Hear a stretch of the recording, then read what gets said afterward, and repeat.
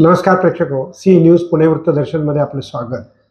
जगामध्ये भारत ही मधुमेहाची राजधानी बनेल का अशी शंका सध्या व्यक्त केली जाते आहे।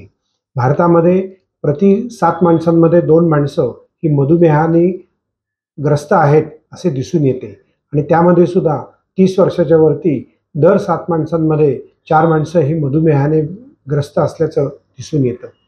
एकूणातच मधुमेह हा आजार आता भारतामध्ये बळावतोय।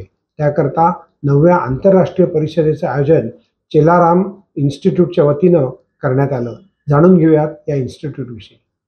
देखिए, डायबिटीज़ इंडिया में बहुत कॉमन है और ज़्यादा कॉमन हो रहा है। और डायबिटीज़ का जो इलाज है वो परहेज है, व्यायाम है, दवाइयाँ हैं। लेकिन जो अंतर्राष्ट्रीय तलों में जैसे डायबिटीज़ ट्रीट किया जाता है, इंडिया में उसमें थोड़ा फ़र्क रहता है। और इस कॉन्फ्रेंस का ये मकसद है कि जो अंतर्राष्ट्रीय डॉक्टर्स हैं वो हमारे इंडियन डॉक्टर्स के साथ इंटरेक्ट करें और डायबिटीज़ का इलाज करने के लिए प्रैक्टिकल और सही तरीका कंसेंसस बनाएं। और हम ये चाहते हैं कि ये कॉन्फ्रेंस के बाद हमारे जो डॉक्टर्स हैं वो हमारे डायबिटीज़ पेशेंट्स को और अच्छे तरह से हेल्प कर सके, ताकि पेशेंट्स को डायबिटीज़ के कॉम्प्लिकेशंस के बिना एक हेल्दी और वेलनेस का लाइफ वो जी सके। देशात भारतामध्ये मधुमेह आणि प्री डायबिटीज म्हणजे मधुमेहाची पूर्वावस्था या दोन्हीचे प्रमाण खूप वाढतंय। सध्या साधारण 75 मिलियन मधुमेहाचे रुग्ण आहेत आणि अनेक रुग्ण हे अनडायग्नोज्ड म्हणजे ज्यांना माहिती सुद्धा नाही की त्यांना मधुमेह आहे आणि त्या दृष्टीने आपल्याला डायबिटीजचं स्क्रीनिंग म्हणजे सगळ्यांची रक्तातील साखरेची तपासणी ही करायला हवी। ज्या पालकांना दोघांनाही डायबिटीज आहे त्यांच्या मुलांनी वर्षातून एकदा डायबिटीज आहे का हे बघण्यासाठी रक्तातील साखरेचे प्रमाण आणि HbA1c नावाची टेस्ट योग्य सल्ल्यानुसार डॉक्टरांच्या सल्ल्यानुसार नियमित प्रकारे करावी।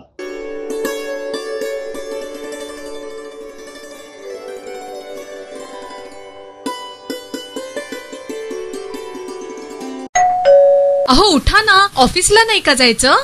अगं मला आज फ्रेशच वाटत नाही, काही करायची इच्छाच नाही। अहो मग तुम्ही आजपासूनच न्यू युनायटेड फार्मसीचे गुड मॉर्निंग चूर्ण घेणं सुरू करा। अपचन, मलावरोध, बद्धकोष्ठ, आम्लपित्त आणि पोटाच्या तक्रारींवर खात्रीशीर आयुर्वेदिक उपाय गुड मॉर्निंग चूर्ण। 35 वर्षांपासून सगळ्यांच्या पसंतीचे गुड मॉर्निंग चूर्ण औषधांच्या प्रत्येक दुकानात मिळते।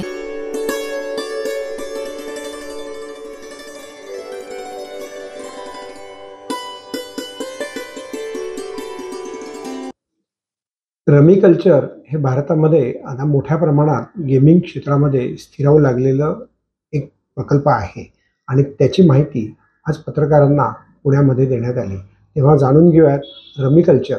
नमस्कार, मेरा नाम सुमंता सेनगुप्ता है। मैं गेम्सक्राफ्ट के स्ट्रेटेजिक इनिशिएटिव्स को हेड करता हूं।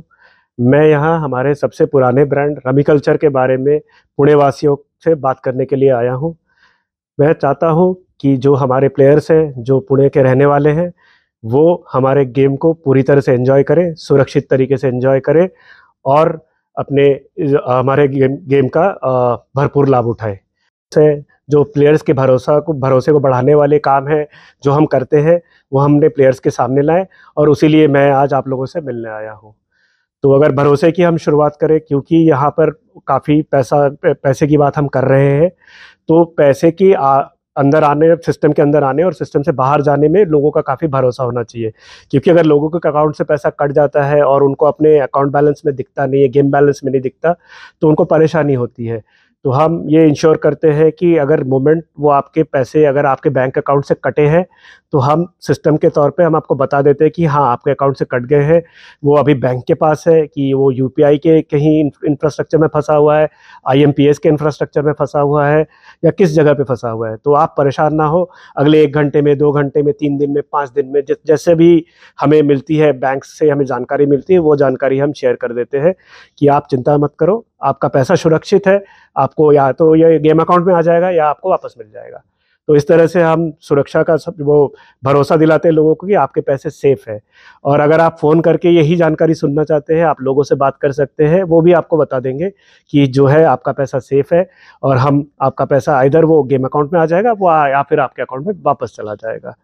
तो सिमिलरली अगर जैसे अगर हम टेबल के ऊपर जब आप गेम खेलते हैं तो उस समय की प्लेयर की सुरक्षा की हम बात करें या प्लेयर सेफ्टी की बात करें, तो हम इंश्योर करते हैं कि सिर्फ इंसान खेले, बॉट्स ना खेले। तो हमने नो बॉट सर्टिफिकेशन ले रखा है, जो ये इंश्योर करती है जब आप खेलो तो इंसानों के साथ ही खेलो। और जब आप खेलते हो आपके साथ जो 5 लोग और खेलते हैं, तो आप जाके देख सकते हो कितने दिनों से यहाँ खेल रहे हैं, कितने गेम उन्होंने जीते हैं, कहाँ के खेलने वाले हैं। ये सारी चीज़ें हम उन्हें बताते हैं ताकि कि उनको पता रहे कि ये इंसान मेरे सामने बैठ के खेल रहा है, उसका वो ऐसे खेलता है, इतने दिनों से खेल रहा है, इतने जीते इतने हारे हैं। तो वो चीज़ होती है। फिर जो आप पत्ते बांटते हैं वो आप रैंडम नंबर जनरेटर की तहत बांटते हैं। ये भी एक टेक्नोलॉजी है जो हमने सर्टिफाई करा रखी है आईटेक लैब से।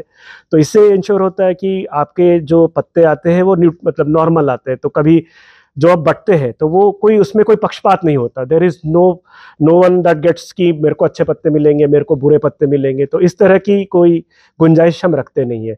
तो over a period of time, अगर आप 1 महीना खेलते हो, 6 महीने खेलते हो, आपको इक्वली गुड और बैड हैंड्स मिलते हैं। तो उससे फिर आप डिसाइड कर सकते हो मेरे को खेलना है कि नहीं, बिकॉज उसी से आपका स्किल डिफाइन होता है। तो एक बहुत बड़ा स्किल होता है कि आपको ये हाथ खेलना है कि नहीं खेलना है। तो अगर आपको लगते हैं कि आपके पत्ते कमज़ोर हैं तो आप मत खेलिए, आप रहने दीजिए। तो फिर ये आपका स्किल है जो हम बार बार बात करते हैं कि सिर्फ खेलना स्किल नहीं हो, जाने देना भी स्किल होता है। तो अगर आप क्रिकेट में भी देखो, हर बॉल पे छक्का नहीं पड़ता है, आपको कई बार बॉल छोड़ना भी पड़ता है। तो इसे अगर हम रमी के कॉन्टेक्स्ट में लाएं तो कई बार आपको फोल्ड करना पड़ता है कि इस हाथ को मेरे को नहीं खेलना है, मैं इंतजार करता हूँ। जो बहुत मंझे हुए खिलाड़ी जो अच्छा खेलते हैं, आप उनको देखोगे तो वो लोग 40 से 50% हैंड्स ड्रॉप कर देते हैं कि नहीं खेलना। तो इस तरह से आप जो है आप अपने गेम को सुधार सकते हो। आप अपने आप को रमी कल्चर के प्लेटफॉर्म पे सुरक्षित अनुभव करें। आपको कोई भी समस्या हो तो आप कॉल बैक का आग्रह कर सकते हैं और आप अपना नंबर डाल दें। आप बोलिए कि मुझे आधे घंटे में फ़ोन करें, हमें 1 घंटे में फ़ोन करें, हमें 2 घंटे में फ़ोन करें। हम उस तरह से आपके फ़ोन करके आपका समस्याओं का समाधान करेंगे।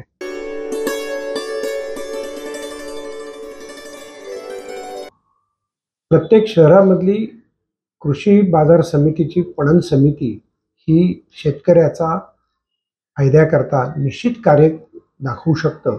कारण शेतकरी आणि पणन म्हणजे शेतीच्या मालाचं पणन म्हणजे मार्केटिंग करण्याकरता पणन मंडळ हे कार्यक्षमतेनं काम करते। जयकुमार रावल यांनी आज पुण्यामध्ये याबाबतची बैठक घेतली होती।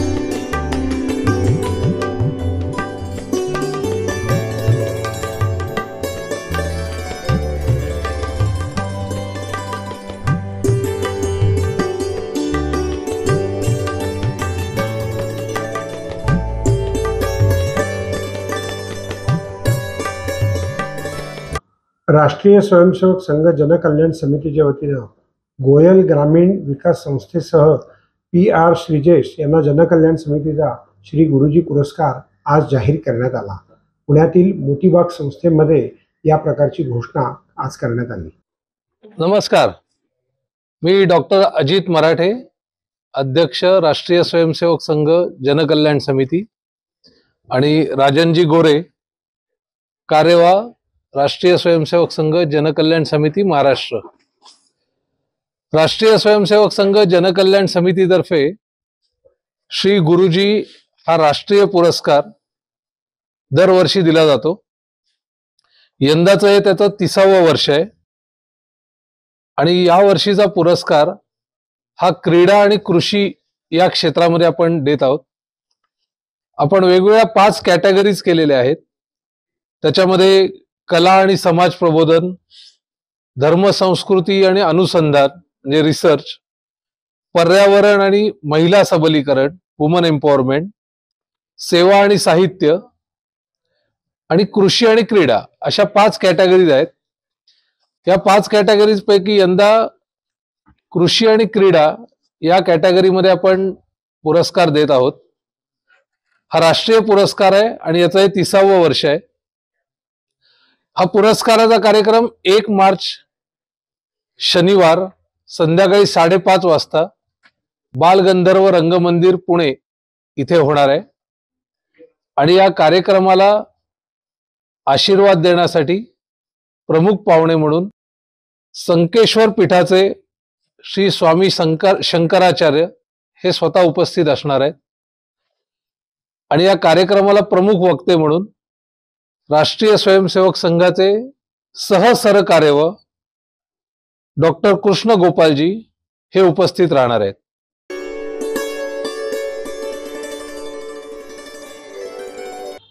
नमस्कार प्रेक्षको, सी न्यूज पुणे वृत्तदर्शन मध्ये संपादकीयमधून मी डॉक्टर शैलेश गुजर. आपल्याला छत्रपती शिवाजी महाराज आणि संभाजी महाराज यांचे धडे लहानपणापासून बालभारतीमध्ये आपण शिकलो. पण सध्या छावा हा चित्रपट विकी कौशल आणि उत्तेकर ही जोडगोळी गाजत आहे. आपल्याला छत्रपतींनी स्वातंत्र्याकरता स्वराज्याकरता केलेला लढा माहिती आहे, पण त्यानंतर संभाजी महाराजांनी सुद्धा ज्यांचं आयुष्य फक्त 30 वर्षाचं होतं, ज्यांना 12 ते 14 भाषा येत होत्या, त्याचबरोबर ज्यांनी अनेक ग्रंथ लिहिले, ज्यांचं संस्कृतचा अभ्यास मोठ्या प्रमाणात होता, असं एक व्यक्तिमत्व की ज्यांनी औरंगजेबाला महाराष्ट्रामध्ये येण्यास भाग पाडलं आणि स्वतःच्या कर्तृत्वावरती त्याला सळो की पळो करून सोडलं होतं. पण हंदफितुरीच्या घटनेमुळं त्यांना काही गोष्टींना मर्यादाही आल्या. पुण्यात वडू येथे त्यांचं स्मारक आहे. तेव्हा आजच्या तरुणाईनं जसं छत्रपती शिवाजी महाराज हे आपलं दैवत आहे, तसंच संभाजी महाराजांनाही समजून घेतलं पाहिजे. त्यांची रणनीती, त्यांचा अभ्यास, त्यांनी लिहिलेले ग्रंथ हे आपण PhD सारख्या विषयांमध्ये आणि मॅनेजमेंट सारख्या विषयांमध्ये निश्चित अभ्यासले पाहिजे. पाहत रहा सी न्यूज पुणे वृत्तदर्शन.